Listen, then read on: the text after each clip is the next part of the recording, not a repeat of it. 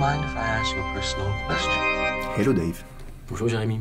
Es-tu prêt à répondre à mes questions? J'espère. Je suis pas sûr. Quel est ton plus ancien souvenir? C'était, je sais pas, peut-être le deuxième appartement dans lequel j'ai vécu. On avait un cheval à bascule qui avait une bascule avant qu'elle se casse. Et mon grand truc, c'était de monter sur ce cheval en couche, debout, et de me balancer comme ça. Et je me revois me balancer en couche sur le... Et mes parents me laissaient faire ça, bizarrement. Et t'es pas tombé? Je suis jamais tombé de ce cheval. Jamais tombé, t'as gardé l'équilibre. Ouais. Moi, C'est la couche, je pense, qui maintenait un peu la balance du truc. Tu avais quel âge, tu penses? Je sais pas, je devais avoir peut-être 4 ans, peut-être. T'as des frères et sœurs? T'es positionné où dans Ouais. la famille? Je suis le plus grand. T'es le plus grand, t'es Ouais. l'aîné. Je suis le plus grand en taille et le plus grand en âge parmi les enfants. Ouais. J'ai une petite sœur et un petit frère. Quel est le trait principal de ton caractère? Je pense que je stresse et je doute beaucoup. Je remets beaucoup de choses en question, dont moi, en fait, tout le temps.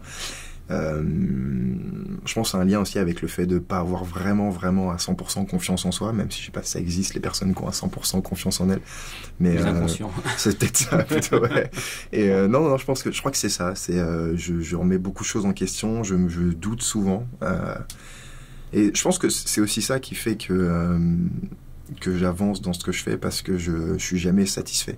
Que ce doute n'a pas été bloquant, parce que parfois le doute peut aussi freiner.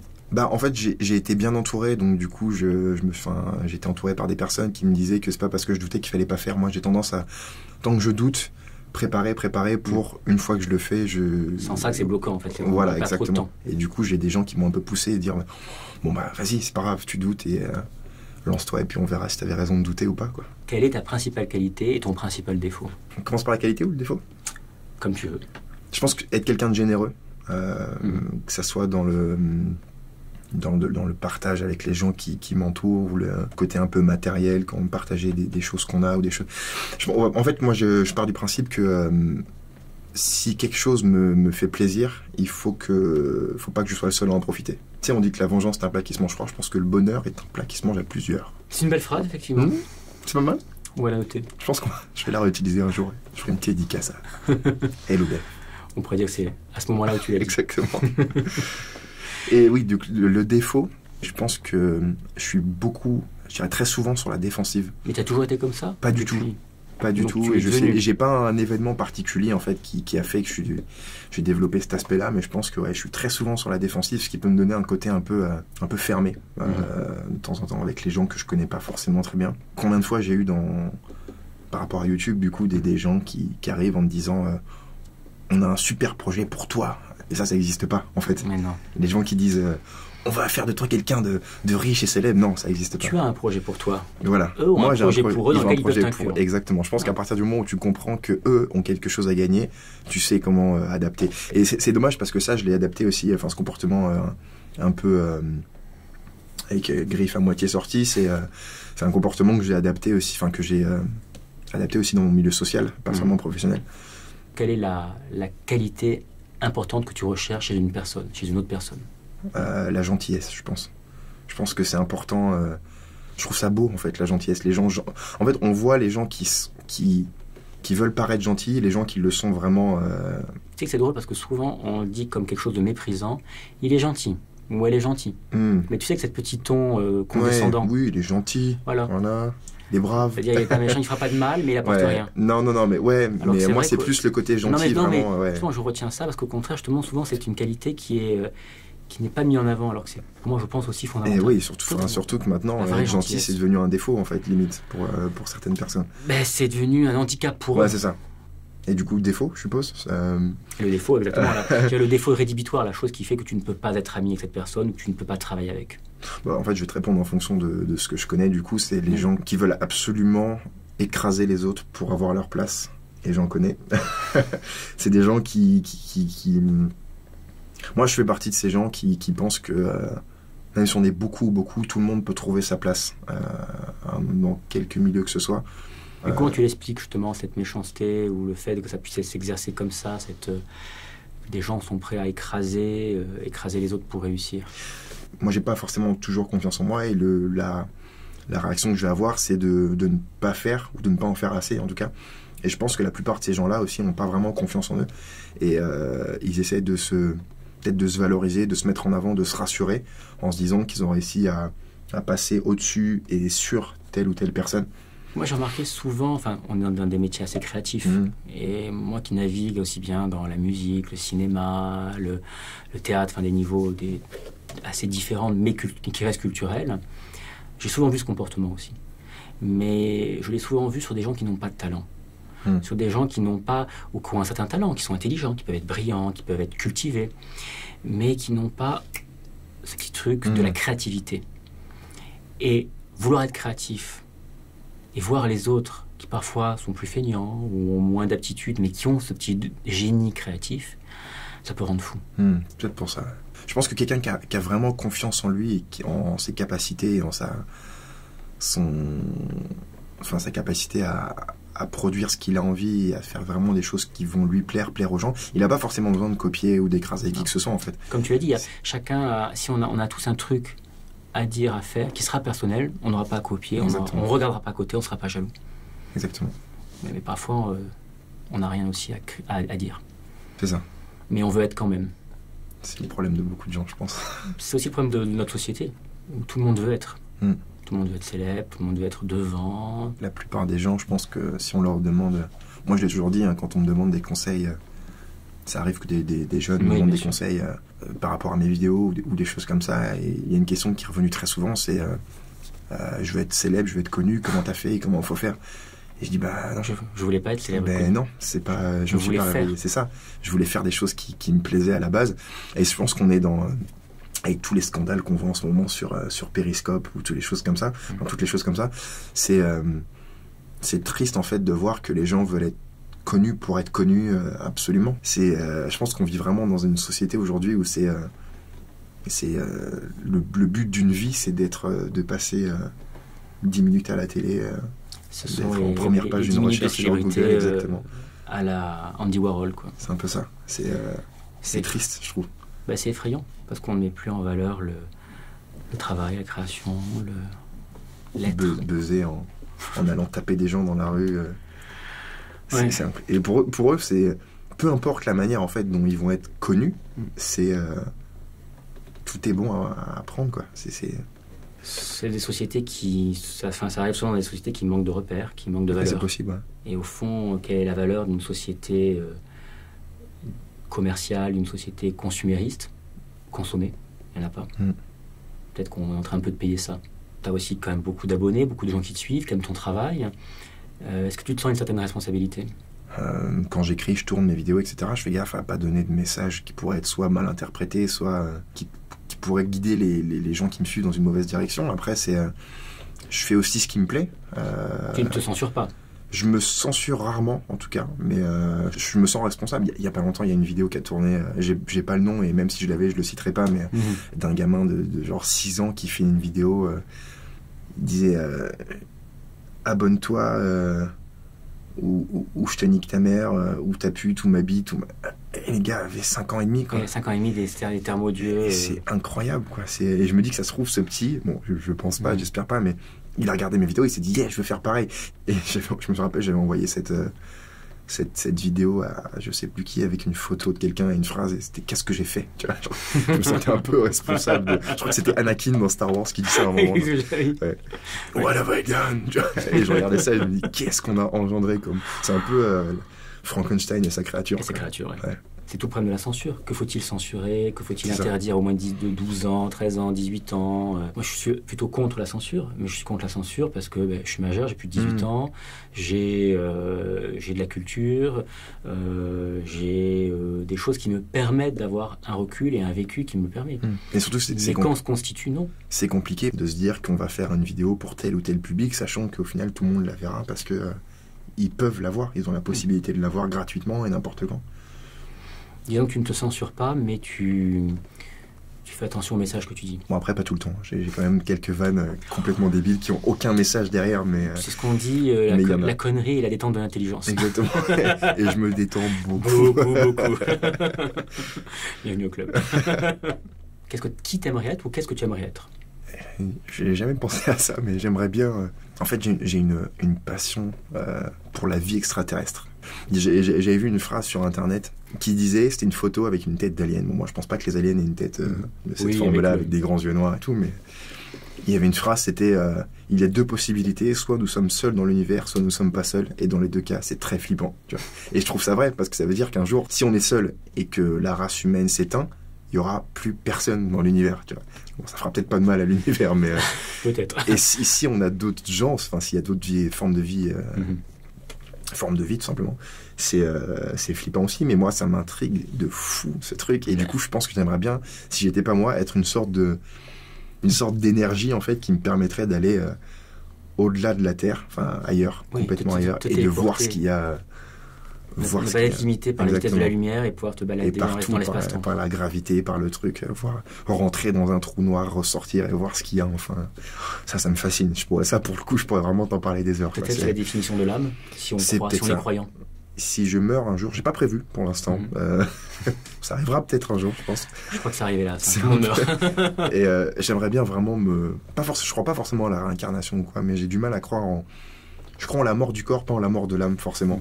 Et j'espère avoir raison en disant qu'un jour, je pourrais aller voir, aller tout là-bas, tu vois, dans des trucs.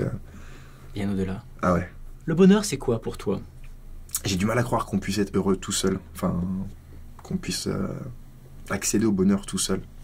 Ou du moins, ça va être ponctuel, mais un bonheur qui dure, c'est quelque chose qui, encore une fois, qui se partage. Que ça soit avec ma mère, ma copine, même avec mon...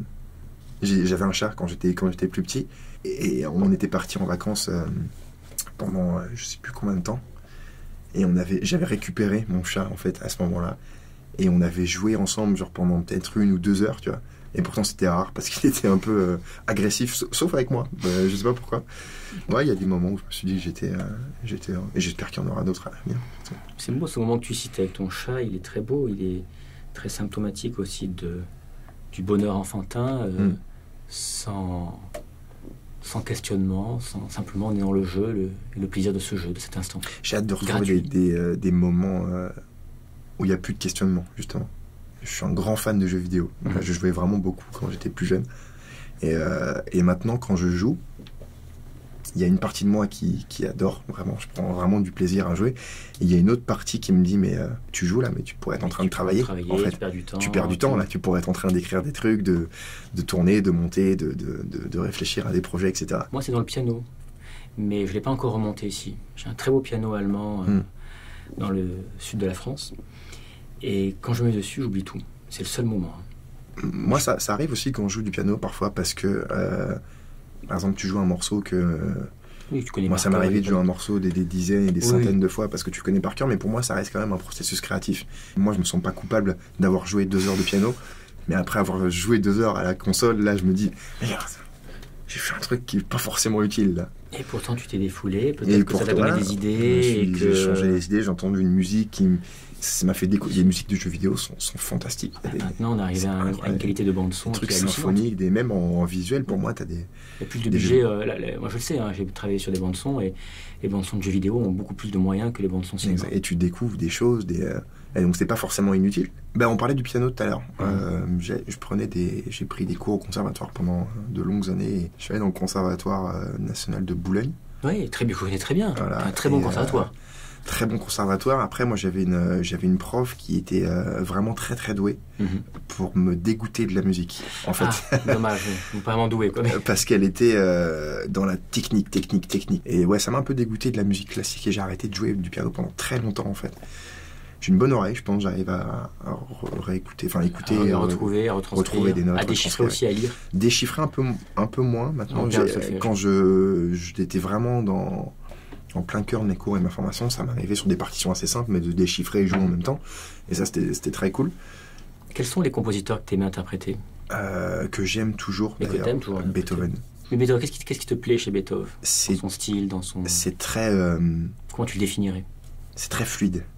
Pour moi, c'est ça, c'est doux. Et en fait, le morceau que je préfère, et même pas à jouer, mais à écouter aussi, c'est la sonate au clair de lune.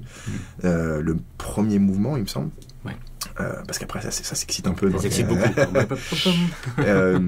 je crois que c'est le 3e mouvement qui est complètement fou. Et je trouve c'est limite thérapeutique, en fait, cette musique. Si je devais choisir une seule musique, ça serait celle-là. Ça serait celle-là. Ouais. Ah oui, de toutes les musiques. De toutes les musiques que je connais, ça serait celle-là, je crois. Je pourrais être quand si je l'écoute, je saurais exactement où est chaque note, mais de le rejouer, ça serait un peu... Parce que vu que j'ai une formation en fait de classique, je suis très scolaire en fait. Enfin, j'ai été très scolaire en tout cas dans ma façon de jouer. Du coup, j'ai pas le feeling. J'ai un ami qui est compositeur en fait, qui connaît pas du tout le solfège. Je lui demande de me faire un do sur le clavier. Il faut qu'il compte les notes pour voir où c'est. J'adore. Mais il joue merveilleusement bien. C'est incroyable. Et moi, j'ai une fascination pour ça parce que j'ai repris le piano. Hein. J'ai racheté un piano il y a pas longtemps, juste pour arriver en fait à avoir ce feeling quand tu joues. Parce que pour moi, il y a rien de plus beau que quelqu'un qui joue avec. Je sais plus qui disait ça, mais la perfection, c'est pas de jouer, c'est pas exactement cette phrase, mais c'est pas de jouer sans aucune fausse note, c'est de ressentir chaque note. Et tu peux faire une ou deux fausses notes, c'est pas grave, mais de jouer avec ton cœur, ça c'est incroyable. Mais c'est pour ça qu'en classique, le même morceau peut avoir 10 000 interprétations. Exactement. On se damnerait pour l'entendre par telle ou telle personne. Je suis d'accord. Possèdes-tu un objet secret? Une toute petite statuette en plastique d'un alien. Il était gris avec des grands yeux noirs. Et je sais pas où j'avais trouvé ça. Et quand j'étais petit, c'était mon porte-bonheur. T'avais ce petit porte-bonheur. J'avais ce petit porte-bonheur, ouais. Enfant. Et pas de doudou? Si, j'avais un doudou, bien sûr, que j'ai toujours d'ailleurs, avec lequel je dors plus, qui est encore chez ma mère, mais qui s'appelait Nono. C'est ma grand-mère, je crois, qui me l'a offert le jour de ma naissance. Nono. Qui était une espèce de petit ours bleu ciel. Et quand tu le vois maintenant, il est tout rachitique, il a plus de poils du tout, il les recompose au milieu avec une espèce de pièce de soie. Il a les oreilles complètement déchirées. Les grands-mères et les mères prennent soin de nos doudous, les rapiècent, parce qu'elles savent à quel point ça peut pas disparaître. Et je me rappelle qu'on m'en avait racheté un. C'est pas le même. Mais non, mais en fait c'est un peu comme, je me compare à un chien du coup, mais c'est un peu comme un chien, un jouet ou un bébé même, un jouet avec lequel il joue tout le temps. Et si tu leur en donnes un autre, bah non, il veut pas du tout, il n'y a pas l'odeur, il n'y a pas le vécu du truc, il n'y a pas... Tu sais, moi c'est drôle, je vais te raconter une histoire. Justement, moi j'avais un doudou qui était particulier. Ma sœur a appris à nager assez tôt, et j'étais très petit, et elle avait un gros poupon. J'avais dit, mais pourquoi elle a un poupon et moi j'ai pas? Enfin, toi, c'était le gamin, moi je veux aussi un truc. Et on m'avait acheté un poupon réduit, que j'avais appelé Michael, et c'était Jeanne et Michael, comme les deux personnages de Mary Poppins. D'accord. Je te parle de tout ça, je te remets dans le contexte, parce qu'en fait, c'était mon doudou que je traînais partout et c'était devenu un poupon, mais dégueulasse. Il avait les yeux, tu sais, vitreux, parce qu'il était, je me mettais dans mes camions, il me conduisait mes gros Tonka, je me mettais dans mes voitures, dans mes trucs. Et à un moment, il était tellement dégueulasse, ma mère savait plus où le foutre, quoi. Elle me dit, mais il faut le jeter, ce truc, c'est infect. Elle n'osait pas, bien sûr. Elle m'avait dit, on va l'amener à la maison de réparation des poupées. Il y a à Paris une maison de réparation qui répare les poupons, les poupées, vraiment. Le problème, c'est que c'était un déchet, ce truc. C'était irréparable. Donc, ce qu'elle s'est fait, c'est qu'elle avait racheté un œuf. Elle me dit, regarde, il est tout clean. Non, on a nettoyé. J'en ai pleuré. Ouais. Elle m'a avoué ça. Ouais, quand j'avais je crois qu'il n'y a pas très longtemps. Il y a 28 ans. À 28 ans, elle m'a dit, c'est vrai, tu te rappelles ton poupon? Ça m'a beaucoup fait rire. J'ai cette espèce de truc dégueulasse. Et là, ça revient effectivement aux pièces, à tout ce qui a été rapiécé de ton doudou, tout râpeux, tout dégueulasse. Mais en fait, c'est fou cet attachement qu'on a. Et c'est jamais, selon les personnes, c'est des trucs complètement différents. Genre, ça peut être juste un bout de tissu, un bout de torchon, ou un gros truc en plastique, ou un petit doudou, ça dépend. C'était Nad, que tu connais, elle a toujours son doudou, elle. Ah bon, moi, je l'ai toujours. Je dors pas avec, mais je sais exactement où il est. Elle dort parfois avec. D'accord. C'est une grande enfant. Elle a raison. Il faut savoir garder cette part d'enfance. Y a-t-il un pays dans lequel tu aimerais vivre? Concernant le climat, par exemple, moi j'ai jamais été fan des pays trop chauds, notamment parce que je transpire très vite et que je suis allergique aux moustiques. Voilà, moi ça me fascine pas. Après, partir en vacances là dans ces pays-là, pourquoi pas, mais ça me fascine pas tant que ça. Je préfère les endroits froids. J'adore la montagne. J'allais tous les ans à la montagne. Je préfère aller à la montagne qu'à la mer. Ça m'arrivait même d'aller à la montagne l'été, en fait. C'est pas forcément le pays, c'est juste les gens qui y vivent, en fait, surtout. Changer les gens qui t'entourent dans ta vie de tous les jours plutôt que changer de pays, en fait. C'est beau comme image, regarde. En fait, tu me dis que ton paysage et ton pays, c'est la somme de tes amis, c'est ça. la somme des gens avec lesquels tu travailles. C'est joliment dit. Je vais dire des trucs, tu vas les reformuler de la plus belle des manières. Je pense que ça sera plus simple. Non, mais j'aime bien en tout cas ton idée. Si j'arrive à la reformuler et que c'est celle-là. Et c'est déjà souvent on met du temps à savoir quel est son pays, donc c'est-à-dire quels sont ses vrais amis, quelles sont les vraies personnes qui nous sont bénéfiques. Exactement. Une époque peut-être. Y a-t-il une époque à laquelle tu aurais aimé vivre? Je m'égare un peu, mais il y a un discours de Chaplin dans le Dictateur, qui dit à la fin que c'est un discours fantastique. Et il dit en gros que toute cette technologie devrait nous rapprocher et pas nous éloigner. Je pense que aujourd'hui tous ces réseaux et tout, ils pourraient être utilisés pour des choses bien plus belles que les insultes, la critique, le lynchage, le machin. Et je pense qu'avant que ça apparaisse, je me rappelle pas avoir vécu sans ordinateur en fait. Et juste à une époque où... c'est vrai. On n'a pas vécu sans ordinateur, c'est fou. Moi j'ai jamais vécu sans ordinateur. Je me rappelle dès tout petit, mon père avait un Atari sur lequel je jouais déjà à 3 ans. Quoi, moi, c'était les Thomson MO5, TO770. Tu peux même pas savoir du voilà, optique. Ouais. C'était un peu de trucs archaïques. Et je me rappelle, j'écrivais des histoires sur le Minitel chez mes grands-parents. Ah, t'écrivais sur le Minitel? Ouais, j'écrivais sur le Minitel, ouais. J'avais fait un truc quand j'étais plus jeune aussi, je me rappelle. Ma cousine allait souvent faire du cheval du côté de Brimborion, je crois. Et je me rappelle d'un passage de ma vie où j'avais réécrit tout Le Petit Prince, le livre, sur des feuilles au stylo plume. Et je me trimballais partout avec mon carnet comme ça et j'écrivais... je réécrivais Le Petit Prince. Je réinventais pas, juste je réécrivais. Mais tu réécrivais mot pour mot. Tu te l'appropriais? Je sais pas. Et c'est marrant parce que j'ai aucun souvenir de ce livre. Après l'avoir réécrit comme ça? Aucun souvenir. Et je sais pas pourquoi. Et oui, donc juste... C'est un livre qui est peu narratif, qui est philosophique. C'est comme l'Incipare Zarathustra de Nietzsche. C'est des livres qui sont c'est des chapitres philosophiques. En fait, c'est encore ce qu'on disait tout à l'heure, l'absence de questionnement. Ouais. Quand t'es plus jeune, tu fais ce que t'as envie de faire. En fait. Retrouver cette époque, en fait, aussi. Une époque où les gens vivraient avec cette innocence et ce côté enfantin, un peu, peut-être. Il y a quelques mois, années même, j'étais vraiment accro complètement, en fait. Et ça fait du bien de décrocher. Ce qu'on fait souvent quand on va au resto avec des amis, c'est con, hein, mais on se dit... Peut-être la bannière sans téléphone. Exactement. Poser, bien sûr. Tout le téléphone retourné sur la table au milieu et on passe une très bonne soirée. On l'avait fait, nous, pendant le tournage de Connasse, Princesse des Cœurs avec Camille Cotin. On était à Londres. Et à un moment, on a dit, on arrête. On avait les téléphones français et le téléphone par la production, qui avait été fourni par la production avec le numéro anglais. On a dit, allez, on prend tous les téléphones. On a fait 2 piles énormes comme ça, tout s'éteint. On a passé le meilleur repas. Ben oui. C'était génial. Et là, tu te découvres. Oh, c'est fou. Génial. Des gens. Pourtant, on se connaissait, on était des êtres humains. Ouais. Mais on se rappelle de ce repas parce que il y avait un truc différent. Ce qui est drôle, c'était que c'était un dimanche. On tournait un dimanche. Et moi, j'ai ce souvenir, c'était un parc près de Londres. Et j'ai pratiquement j'en ai un souvenir de repas de famille. Y a-t-il un don de la nature que tu aimerais avoir? En naturel, j'en parlais hier soir d'ailleurs, d'avoir une belle voix au chant. Pour moi, John Legend, c'est un vrai bon chanteur, parce que je joue un de ses morceaux hier, enfin j'essayais d'accompagner. Et combien de fois je me suis dit, j'aimerais bien mourir d'une mort atroce et de me réveiller le lendemain matin en ayant la voix de John Legend. Je serais prêt à faire ce sacrifice. Et en don de la nature naturelle, ce serait ça, et après en don surnaturel...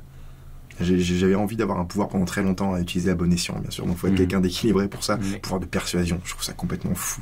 Mais pourquoi persuader? En quoi c'est nécessaire de persuader les gens? Non, mais persuader pour des bonnes choses, justement. Par exemple...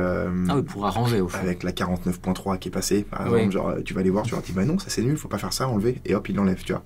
Je pense qu'on en reviendrait aussi à la téléportation ou à l'invisibilité. Ça, c'est cool. L'invisibilité. Ouais. Est-ce que tu souffres d'être reconnu et... Non, je souffre pas parce que j'arrive quand même à chérer, même dans la rue quand on me reconnaît ou qu'on m'arrête ou un truc comme ça, mais... T'as senti un changement quand même? Fait du bien. Dans quelques années. Bien sûr, carrément. Voilà. Quand les gens, tu sens les gens se retourner, même si tu les vois pas, tu vois, c'est... Tu sens un regard, tu sens... Exactement. Mais non, juste le fait d'être invisible, je trouve ça cool. Je pense que c'est quand même lié parce que peu de gens qui n'ont pas une image publique me répondraient à cette question. C'est possible, ouais. Je crois que c'est très lié au fait que t'ailles, on sait qui tu es, voilà. Et tu ne peux pas, tu te sens toujours devoir être droit, devoir être maîtriser ton image. Sur le contrôle d'image. Oui, le contrôle. Alors moi, encore une fois, j'ai pas fait ça pour être connu ou quoi, mais plus t'es connu, moins t'as envie d'être reconnu, quoi. C'est fou. Très philosophique cette émission, en fait. C'est une très bonne surprise. Je suis content. As-tu un cauchemar ou un rêve récurrent? J'avais un cauchemar quand j'étais petit. C'était quoi? C'était trop bizarre. Je le faisais que chez mes grands-parents. Je dormais dans leur lit et je rêvais sorcière. J'avais très peur des sorcières. J'avais très peur du magicien d'Oz quand j'étais petit. Et je rêvais de sorcières qui avaient des ongles hyper longs. Et en fait, elles me voyaient, je les voyais. Et elles allaient sous le lit. Et elles grattaient avec leurs ongles. et elles m'enfonçaient leurs ongles dans le dos, comme ça, en fait. Et je me rappelle, je me réveillais et j'étais tordu comme ça, cambré et tout, parce que j'avais l'impression qu'il y avait... Et je me rappelle, en plus, chez mes grands-parents, ils avaient un lit. Et à droite, il y avait une espèce de porte battante qui menait sur un long couloir tout sombre. Oh là là là là. Et qu'est-ce que je les ai imaginés sortir de ce couloir, les sorcières. Je voulais absolument regarder le magicien d'Oz et je me cachais dès que je voyais la sorcière. Toi, c'est les sorcières qui t'ont... Qui m'ont fait peur et qui me peur enfant. qui me font encore peur maintenant. Parce Oui, que c'est une image qui reste, qui t'angoisse. Tu sais d'où ça vient, la sorcière, en fait? Je sais pas du tout. C'est la vieille femme, la sorcière, en fait. Ouais. Si tu prends le thème de Blanche-Neige, Ouais, bien sûr, ouais. c'est la marâtre. Et tout d'un coup, Blanche-Neige peut prendre sa place.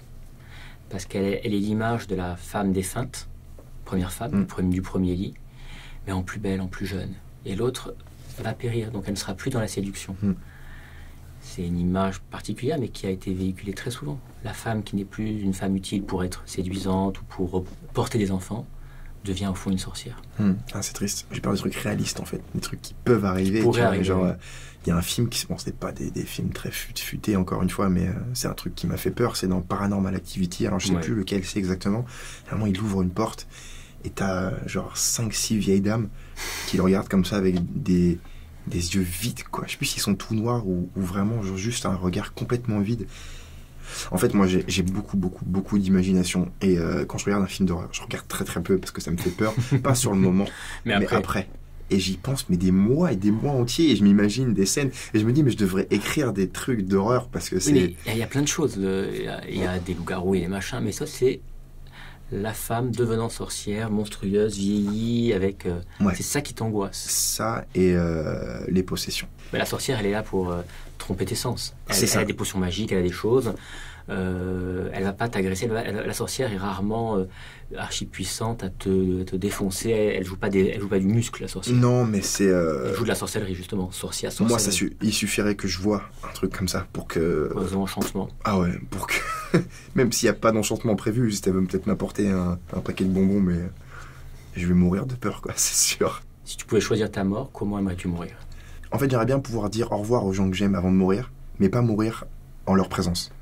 En fait, après, peut-être qu'eux, ils vont trouver que c'est égoïste de dire que j'ai pas envie qu'ils soient là pour... Mais pouvoir dire au revoir aux gens que j'aime avant de mourir et mourir, je dirais, dans mon sommeil, parce que c'est la plus facile des... Ouais, c'est tranquille. Sans douleur, déjà. Ça serait cool. Éviter la douleur. En voyant quelque chose de beau, en fait. Comme quoi? Ce qui me calme beaucoup, c'est un ciel étoilé, par exemple. En fait, c'est le côté visuel et le côté, comme on dit, rester à sa place. Savoir... on n'est pas très grand, en fait. Ta position lilliputienne dans les étoiles. Exactement. Et je vois bien, en fait, c'est un peu horrible à dire, mais ma mort comme un long chemin, en fait. Et au début du chemin, il y a toutes les personnes que j'aime qui m'accompagnent un peu sur le côté, mais au moment de passer la porte, je suis tout seul. Quel a été ton plus grand moment de solitude? J'ai commencé la scène depuis pas longtemps. Et au tout début, ma toute première fois, c'est très très bien passé. Et en fait, les fois d'après, c'était une catastrophe. La chance du débutant. Mais complètement. Et en fait, je me rappelle avoir fait un passage où, à l'époque, je jouais beaucoup de par cœur. Et je me rappelle une fois où je jouais avec des mecs qui étaient hyper doués en plus. Et j'ai dû oublier mon texte 2 fois sur scène. Et j'ai dit, j'ai oublié mon texte. Et, l'erreur fatale. 2 fois. Mais les gens étaient assez... Ils n'étaient pas condescendants, ils étaient assez bienveillants. Tu vois. Sauf que j'avais un sketch de genre 5-6 minutes. Et j'ai les 3/4 des vannes qui n'ont pas fonctionné. Quoi. C'est horrible. Et c'est une traversée du désert. Ça dure 3-4 secondes, hein, mais... c'est une éternité. C'est une éternité, quoi. Je vais te laisser seul. Tu as 1 minute pour t'adresser, enregistrer ton dernier message qui sera destiné à une civilisation translunaire. Une civilisation au-delà de Jupiter. Nous, on a essayé de savoir qui on était. On a fait des choses bien, des choses moins bien, mais je pense que le tout, c'est d'avoir essayé. Alors, si vous pouvez faire mieux que nous, c'est à vous de jouer. Ce petit clin d'œil, j'espère qu'il sera pas représentatif de l'humanité, mais... ouais, peut-être un peu mieux, celui-là. Voilà.